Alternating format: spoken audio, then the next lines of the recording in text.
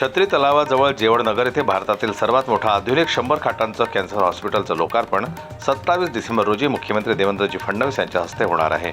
या हॉस्पिटलमध्ये रेडिओथेरपीची सुविधा अत्याधुनिक मशीनद्वारे केली जाणार आहे आणि chemotherapy operations modern operation theatre बनवल्या गेलं आहे, ज्यामध्ये सर्व प्रकारचे कॅन्सर ऑपरेशन आणि गुंतागुंतीची शस्त्रक्रिया तज्ज्ञ डॉक्टरांद्वारे केली जाणार आहे।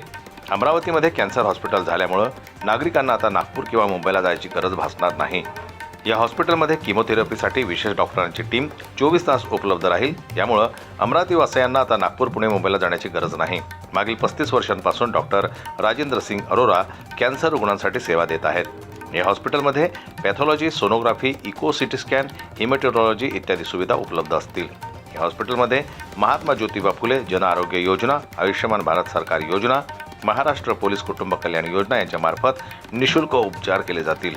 याच्या व्यतिरिक्त सर्व हेल्थ इन्शुरन्स विमा योजना अंतर्गत उपचार देखील केले जातील। अत्याधुनिक रेडिओथेरपी मशीन, इलेक्ट्रोसिनर्जी प्लॅटफॉर्म मशीन देखील इथे उपलब्ध आहेत आणि या मशीनीमार्फत उपचार केले जातील। जनमतला न्यूज करता अमरावतीहून गजानन जिरापुरी आणि धनराज खर्चान यांची रिपोर्ट।